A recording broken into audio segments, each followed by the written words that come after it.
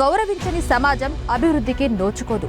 సమాన హక్కును పొందని మహిళ స్వేచ్ఛ సౌరభాలను ఆస్వాదించలేదు. భరతమాతను ఆంగ్లేయుల కబంధం నుండి విడిపించడానికి అనేక లక్షల సంఖ్యలో భారతీయులు సమితులయ్యారు. స్వతంత్ర ప్రతిపత్తిని సొంతం చేసుకున్నారు. కానీ నేటికి 78వ స్వతంత్ర వసంతంలోకి అడిగిడిన మౌన రోదనలో అత్యాచార బూచితో స్త్రీ జాతి పోరాడుతూనే ఉంది. సాక్ష్యం నేటి కలకత్తా ఆర్చేకర్ డాక్టర్ మౌమితా దేబ్నాథ్ ఘటన. అది ఎలా జరిగింది, ఎందుకు జరిగింది, కారకులు ఎవరు అన్న సమాచారంపై అస్పష్టత ఉన్న వృద్ధిలోకి రావాల్సిన భావి వైద్యురాలు దీనమైన స్థితిలో హృదయంగా మరణించిన స్థితి ఈ 78వ వసంతాల స్వతంత్ర సమాజం సిగ్గుతో తలదించుకునేలా ఉంది. దేశవ్యాప్తంగా వెల్లువెత్తుతున్న చీకటి నిరసనలు, ప్రతి భారతీయ వైద్య విద్యార్థులతో అసంతృప్తి జ్వాలలు, బహిష్కరించిన వైద్య సేవలు, దీంతో ఎమర్జెన్సీ సర్వీస్గా సుప్రీంకోర్టు జోక్యం చేసుకుంటూ ఉటగించిన కొన్ని ఉదంతాలపై ప్రత్యేక కథనం. డాక్టర్ మౌమిత అత్యాచార ఘటనపై ధర్మాసనం స్పందించింది. ఈ ఉదాంతంలో మమతా సర్కార్ అత్యంతం బాధ్యత రహిత్యంగా వివరించింది అంటూ దుయ్యబట్టింది.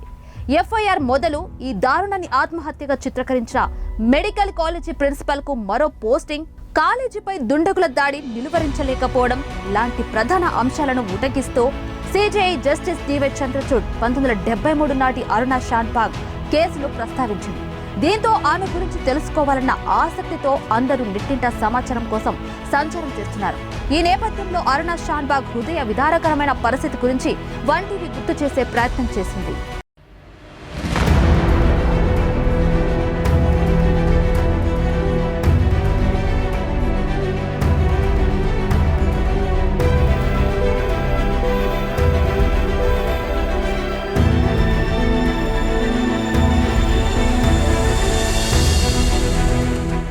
దీంతో ఆమె గురించి తెలుసుకోవాలన్న ఆసక్తితో అందరూ నెట్టింట సమాచారం కోసం సెర్చ్ చేస్తున్నారు. ఈ నేపథ్యంలో అరుణ షాన్బాగ్ హృదయ విదారకరమైన పరిస్థితి గురించి వన్ టీవీ గుర్తు చేసే ప్రయత్నం చేసింది. అరుణ షాన్బాగ్ ఉదంతం 1973 నాటిది. ఆమె నర్సుగా మహారాష్ట్రలో కింగ్ ఎడ్వర్డ్ ఆసుపత్రిలో నర్సుగా పనిచేసేది. ఆసుపత్రిలో పేషెంట్లకు సేవ చేయవలసిన ఆమె 50 సంవత్సరాలకు పైగా నిర్జీవంగా అచేతనంగా పడి ఉన్నది. దీనికి కారణం అప్పట్లో ఆమెపై జరిగిన అత్యాచారం. ఆమె తన 26 ఏళ్ల వయసులో అత్యాచార ఘటనను ఎదుర్కొంది. ముంబైలో కేవీఎం ఆసుపత్రిలో షాన్బాగ్ నర్సుగా విధులు నిర్వహించే క్రమంలో వార్డుపై ఆమెపై అతి క్రూరంగా అత్యాచారానికి ఒడిగట్టాడు. ఆ సమయంలో ఇనుప గొలుసులతో ఆమె గొంతును గట్టిగా నొక్కేశాడు. దీంతో మెదడుకు రక్త సరఫరా ఆగిపోయి తీవ్రమైన గాయమవడంతో ఆ చేతన స్థితిలోకి వెళ్లిపోయింది. దాదాపు 50 సంవత్సరాలు కేవలం మంచానికే పరిమితమైంది. అప్పట్లో ఈ సంఘటన పెద్ద దుమారమే రేపింది. సంఘటన జరిగిన 5 సంవత్సరాలకు నిందితుడిని పట్టుకుని 7 సంవత్సరాలు జైలు శిక్ష వేసింది న్యాయస్థానం. ఆ తర్వాత ఏదో చిన్న హోటల్లో పనిచేసుకుంటూ తన కుటుంబంతో గడిపాడు మానభంగం చేసిన సోహెన్లా. కానీ అత్యాచారానికి గురి అయిన అరుణ షాన్బాగ్ మాత్రం ఊపిరి ఉన్నంత వరకు జీవచవంగా బతికి మరణించింది. ఇక్కడ తప్పెవరిది, శిక్ష ఎవరికి అని ఆ రోజే ఆలోచించుంటే అందరికీ ఆరోగ్యం అందించే వైద్యులు, సిబ్బందికి, ముఖ్యంగా మహిళలకు సరైన వసతులు, భద్రత కల్పించి ఉండుంటే బహుశా నేడు డాక్టర్ మౌమితకు ఈ స్థితి వచ్చేది కాదేమో. అందుకే ధర్మాసనం మరో రేప్, హత్య జరిగినదే మేలుకోమా అంటూ సూటిగా ప్రభుత్వాన్ని ప్రశ్నించింది.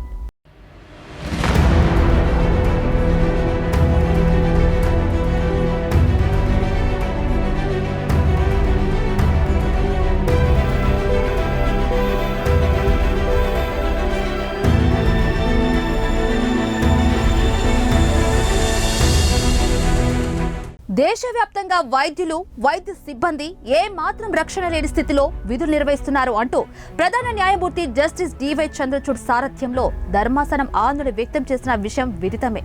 నిజమే, విద్యారంగంలో, కార్యాలయాలలో, ఐటీ రంగంలో, పలు రంగాలలో ఉన్నటువంటి మహిళలకు సరైన వసతులు, రక్షణ కల్పించకపోతే అరుణ షాన్బాగ్, నిర్భయ, దిశ ఇప్పుడు జరిగిన సంఘటనకు ఏ పేరు పెట్టబోతున్నారో. ఇలా ఎన్నాళ్ళు సాటి మనిషిపై ఉండవలసిన బాధ్యత, కరుణ, జాలి లాంటివి మరిచినప్పుడు మానవుడు అయినా మృగమైనా ఒక్కటే అంటున్నారు ప్రజలు. కనీసం మమతాజీ ఇప్పుడన్నా మీ స్పందన ఏమిటో తెలపండి. జరిగిన సంఘటనకు, నష్టానికి జవాబుదారీతనం చూపించండి. లేదంటే భవిష్యత్తులో స్త్రీ జాతి మనుగడ ప్రశ్నార్థకమే.